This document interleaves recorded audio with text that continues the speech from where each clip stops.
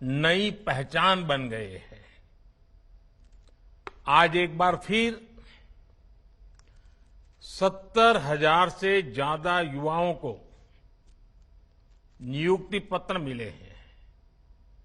मुझे खुशी है कि बीजेपी के शासन वाली राज्य सरकारें भी, सभी बीजेपी के स्टेट में भी लगातार इस तरह के रोजगार मेले आयोजित कर रही हैं।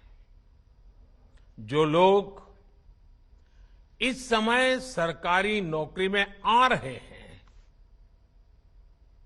उनके लिए ये बहुत महत्वपूर्ण समय है। आजादी का अमृत काल अभी शुरू ही हुआ है। आपके सामने अगले 25 वर्षों में भारत को विकसित राष्ट्र बनाने का लक्ष्य है। आपको वर्तमान के साथ ही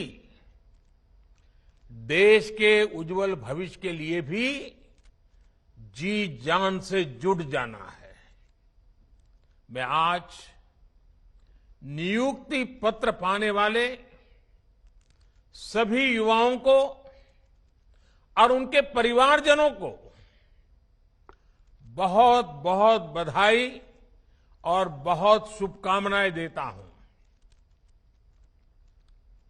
साथियों, आज भारत में प्राइवेट और पब्लिक सेक्टर दोनों में ही नौकरियों के निरंतर नए मौके बन रहे हैं। बहुत बड़ी संख्या में हमारे नौजवान स्वरोजगार के लिए भी आगे आ रहे हैं।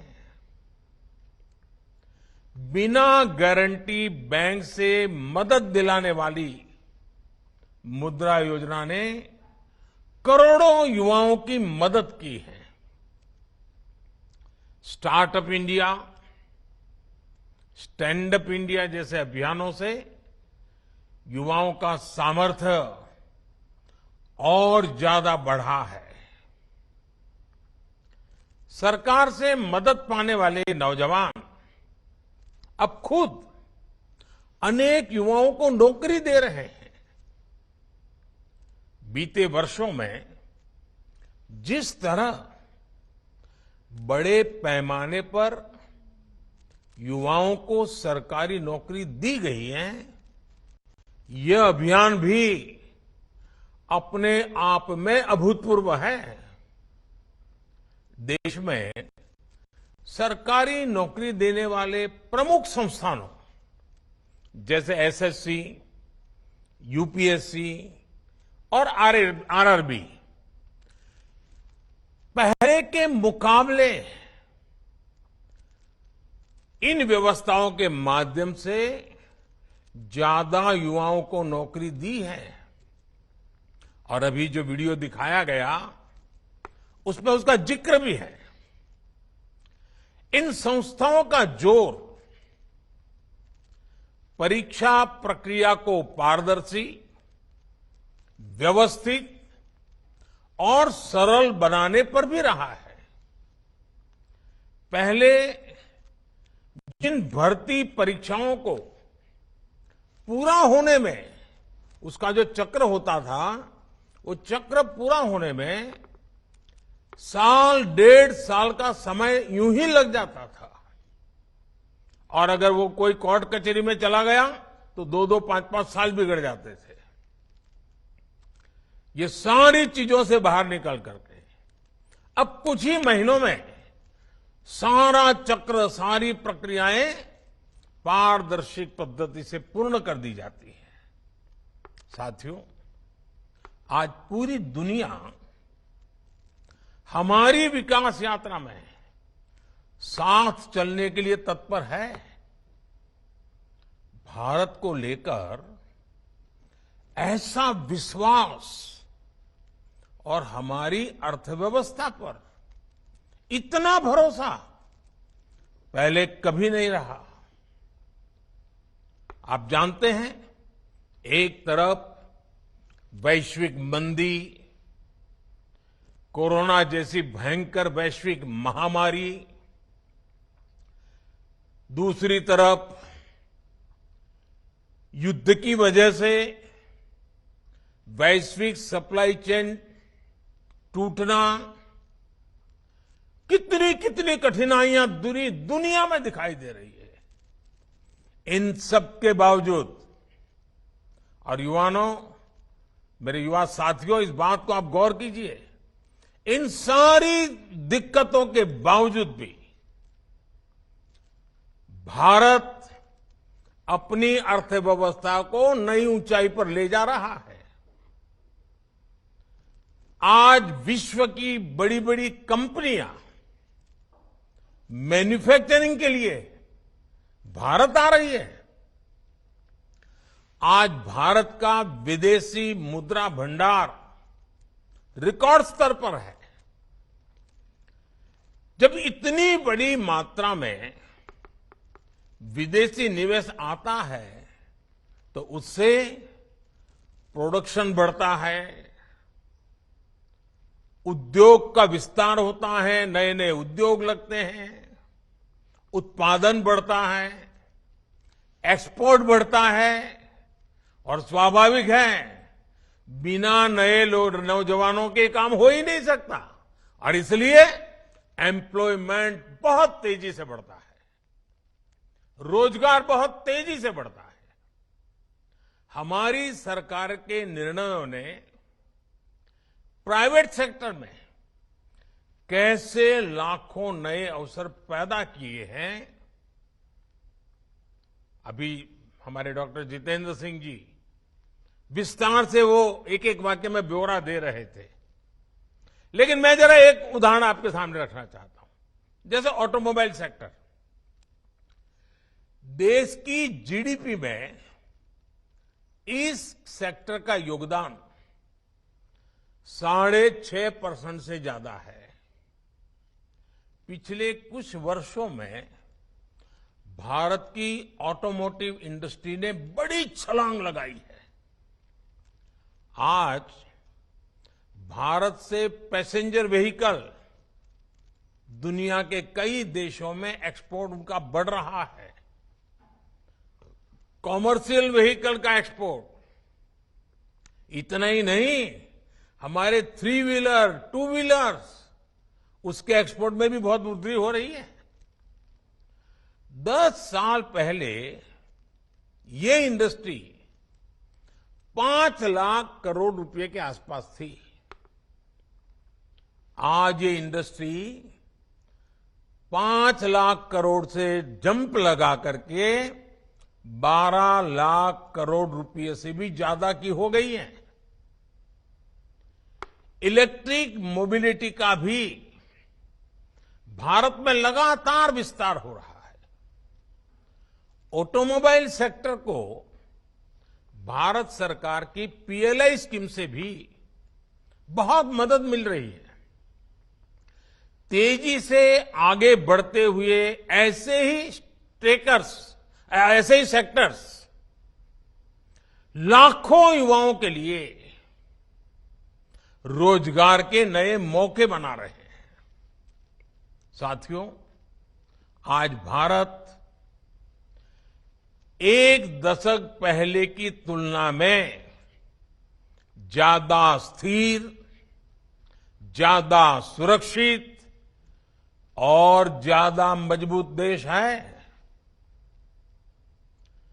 राजनीतिक भ्रष्टाचार, योजनाओं में गड़बड़ी, जनता जनार्दन के धन का दुरुपयोग, पुरानी जितनी सरकारें आप देखेंगे उनकी पहचान यही बन गई थी। आज भारत को उसकी राजनीतिक स्थिरता के लिए जाना जाता है। पॉलिटिकल स्टेबिलिटी ये दुनिया में बहुत मायना रखती है। आज भारत सरकार की पहचान उसके निर्णायक फैसलों से होती है। एक डिसिसिव गवर्नमेंट, आज भारत सरकार की पहचान उसके आर्थिक और प्रगतिशील सामाजिक सुधारों से हो रही है। ग्लोबल एजेंसियां लगातार इस बात को घोषित कर रही हैं, अनुमान लगा रही हैं और विश्वास से कह रही है कि चाहे हाईवे का निर्माण हो या रेलवे का, ईज ऑफ लिविंग की बात हो या फिर ईज ऑफ डूइंग बिजनेस की चर्चा, भारत पिछली सरकारों की तुलना में बहुत बेहतर प्रदर्शन कर रहा है। बीते वर्षों में भारत ने अपने फिजिकल इंफ्रास्ट्रक्चर पर और अपने सोशल इंफ्रास्ट्रक्चर पर लाखों करोड़ रुपए का निवेश किया है। लाखों करोड़ रुपए के इस निवेश ने भी रोजगार के करोड़ों अवसर बनाए हैं। अब जैसे सोशल इंफ्रास्ट्रक्चर का मैं एक उदाहरण देता हूं आपको, जो हमारे सामाजिक जीवन से जुड़ा हुआ विषय है, और वो है पानी। और उसके लिए हमने चलाया है जल जीवन मिशन। ये जल जीवन मिशन, उसके पीछे अब तक करीब करीब 4 लाख करोड़ रुपए खर्च हो चुके हैं। 4 लाख करोड़ रुपए खर्च हो रहे हैं। जब ये मिशन शुरू हुआ था तो ग्रामीण इलाकों में हर 100 में से, यानी 100 घर अगर गांव में है तो सिर्फ 15 घर ही थे जहां पाइप से पानी आता था। ये मैं एवरेज बता रहा हूं। 100 घर में से 15 घर में पाइप से पानी आता था। आज जल जीवन मिशन की वजह से हर 100 में से 62 घरों में पाइप से पानी आने लगा है और अभी भी तेज गति से काम चल रहा है। आज देश के 130 जिले ऐसे हैं, ये छोटा क्षेत्र नहीं है, 130 जिले ऐसे हैं जहां के हर गांव में, हर घर में नल से जल आता है। और साथियों, जिन घरों में अब साफ पानी पहुंच रहा है, वहां लोगों का समय भी बचा है, लेकिन इससे ज्यादा महत्वपूर्ण जो लाभ हो रहा है वो गंभीर बीमारियों से भी बचे हैं। पीने का शुद्ध पानी आरोग्य के लिए बहुत बड़ी औषधि बन जाता है। एक स्टडी में सामने आया है कि जब हर घर पाइप से पानी पहुंचने लगा तो डायरिया से होने वाली 4 लाख मौत होने से बच गई। 4 लाख जिंदगियां बच गई। यानी जल जीवन मिशन 4 लाख लोगों का जीवन बचाएगा। ये स्टडी ये भी कहती है कि हर घर जल पहुंचने से देश के गरीबों के 8 लाख करोड़ रुपए से अधिक बचने वाले हैं। यानी गरीब के घर में पैसा बचने वाला है, मध्यम वर्ग के परिवार का पैसा बचने वाला है। ये पैसे वो पानी का इंतजाम करने में, पानी से होने वाली बीमारियों के इलाज में खर्च करना पड़ता था उनको। जल जीवन का एक और बड़ा लाभ ये भी होगा कि इससे महिलाओं का बहुत सारा समय भी बचेगा। इस रोजगार मेले में नौकरी पाने वाले आप सभी समझ सकते हैं कि सरकार की एक एक योजना का कितना बड़ा मल्टीप्लायर इफेक्ट होता है। जल जीवन मिशन का उदाहरण आपके सामने मैंने रखा है। ऐसे ही आप जब अब सरकारी व्यवस्था में आए हैं तो सरकार की हर योजना को, अपने विभाग के हर लक्ष्य को तेजी से प्राप्त करने के लिए पूरी मेहनत करेंगे। ये मेरा आपसे भरोसा भी है, अपेक्षा भी है। साथियों, देश में चल रहा ये रोजगार अभियान पारदर्शिता और सुशासन, गुड गवर्नेंस दोनों का ही प्रमाण है। हम सभी ने देखा है कि कैसे हमारे देश में परिवारवादी पॉलिटिकल पार्टियों ने हर व्यवस्था में भाई भतीजावाद को बढ़ावा दिया। जब सरकारी नौकरी की बात आती थी तो उसमें ये परिवारवादी पार्टियां भाई भतीजावाद, सिफारिश और भ्रष्टाचार को ही बढ़ावा देती थी। इन परिवारवादी पार्टियों ने देश के करोड़ों युवाओं के साथ विश्वासघात किया है। 2014 में हमारी सरकार बनने के बाद अब भर्ती परीक्षाओं में पारदर्शिता भी आई है और भाई भतीजावाद भी खत्म हो रहा है। केंद्र सरकार में ग्रुप सी और ग्रुप डी की भर्ती में इंटरव्यू समाप्त होने का लाभ लाखों युवाओं को हुआ है।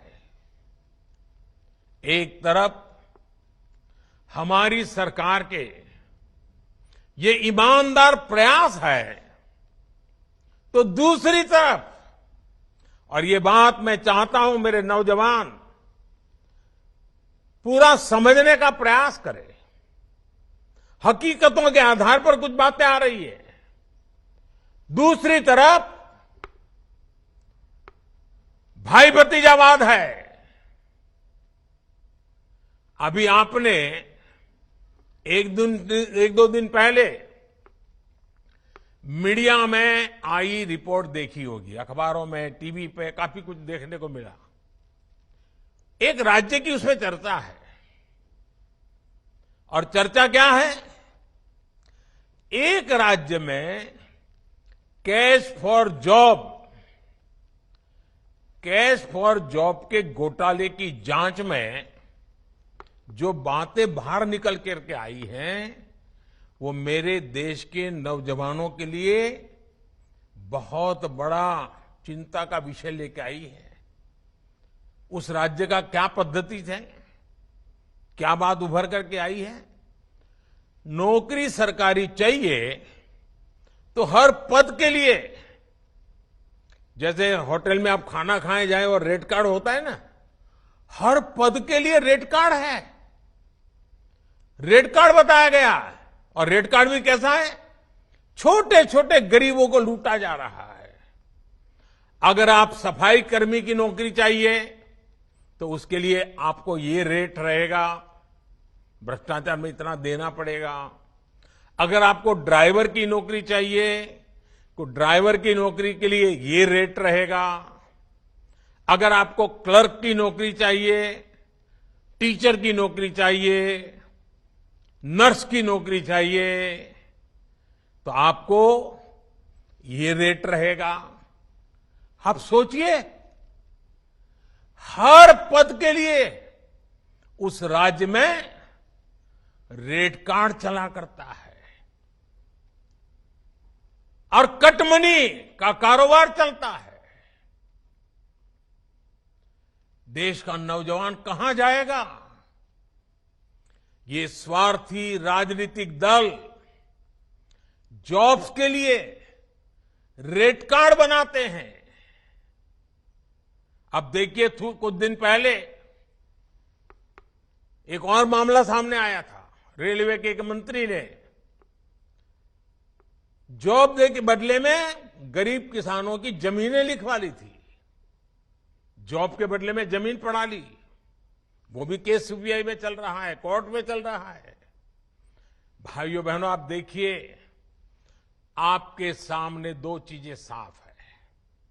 एक तरफ परिवारवादी वो पार्टियां, भाई भतीजावाद करने वाली वो पार्टियां, भ्रष्टाचार में रोजगार के नाम पर देश के नौजवानों को लूटने वाली पार्टियां,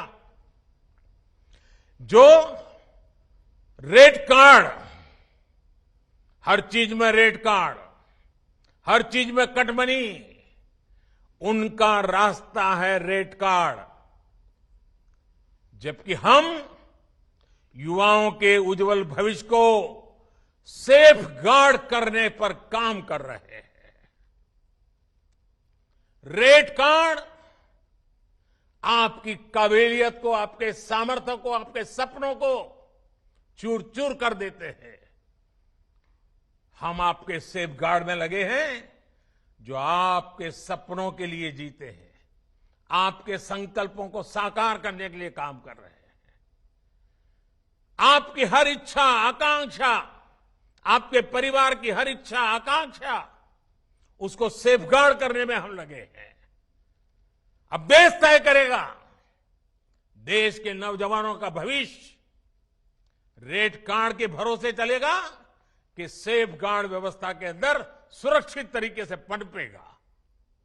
साथियों, ये भाई भतीजावाद वाली पार्टियां देश के सामान्य मानवी से आगे बढ़ने के अवसर छीन लेती है, जबकि हम देश के सामान्य मानवी के लिए नित नए अवसर बना रहे हैं। साथियों, हमारे देश में कुछ राजनीतिक दलों ने लोगों को भाषा के नाम पर एक दूसरे से भिड़ने के लिए, देश को तोड़ने के लिए भाषा को एक हथियार बनाया। लेकिन हम भाषा को लोगों को रोजगार देने, उन्हें सशक्त करने का माध्यम बना रहे हैं। हमारी सरकार ये सुनिश्चित कर रही है कि किसी को अपना सपना पूरा करना हो तो कोई भी भाषा उसके सामने दीवार न बने। भारत सरकार आज जिस तरह मातृभाषा में भर्ती परीक्षा पर जोर दे रही है, एंट्रेंस एग्जाम पर जोर दे रही है, उसका भी सर्वाधिक लाभ मेरे देश के बेटे बेटियों को मिल रहा है, हमारे नौजवानों को हो रहा है। रीजनल लैंग्वेज में परीक्षा होने से युवाओं को आसानी से अपनी योग्यता साबित करने का अवसर मिला है। साथियों, आज तेजी से आगे बढ़ते हुए भारत में सरकारी व्यवस्थाओं और सरकारी कर्मचारियों के काम करने का तरीका भी तेजी से बदल रहा है। एक समय था जब देश के सामान्य नागरिक सरकारी दफ्तरों के चक्कर लगाते रहते थे। आज सरकार अपनी सेवाएं लेकर देश के नागरिकों के घर तक पहुंच रही है। अब जनता की अपेक्षाओं को समझते हुए, क्षेत्र की आवश्यकताओं को समझते हुए हमारी सरकार लगातार काम कर रही है। विभिन्न सरकारी दफ्तर और विभाग जनता के प्रति संवेदनशील रहते हुए काम करने पर जोर ये हमारी प्राथमिकता है। इतने सारे मोबाइल ऐप्स के माध्यम से, डिजिटल सेवाओं के माध्यम से सरकार से मिलने वाली सुविधाएं अब बहुत आसान हो गई हैं। पब्लिक ग्रीवांस सिस्टम को भी लगातार मजबूत किया जा रहा है। इन बदलावों के बीच आपको भी देश के नागरिकों के प्रति पूरी संवेदनशीलता से काम करना है। आपको इन सुधारों को और आगे बढ़ाना है और इन सब के साथ ही आप लगातार कुछ न कुछ नया सीखने की प्रवृत्ति को हमेशा बनाए रखिएगा। सरकार में प्रवेश ये जिंदगी का आखिरी मुकाम नहीं हो सकता है। आपको इससे भी आगे बढ़ना है और नई ऊंचाइयों को प्राप्त करना है। आपके जीवन के नए सपने, नए संकल्प, नया सामर्थ्य उभर करके आना चाहिए। और इसके लिए सरकार ने ऑनलाइन पोर्टल, ये ऑनलाइन पोर्टल जो है आई गॉड के माध्यम से नई सुविधा बनाई है। हाल ही में इसके यूजर्स की संख्या 10 लाख के आंकड़े को पार कर गई है। इस ऑनलाइन पोर्टल पर उपलब्ध कोर्सेज का आप पूरा फायदा उठाएं। आपको नौकरी में बहुत काम आएगा। आपको प्रगति करने के लिए नए रास्ते खुल जाएंगे। और मैं दोस्तों आपको यहां से आगे देखना चाहता हूं। आप भी आगे बढ़े, देश भी आगे बढ़े।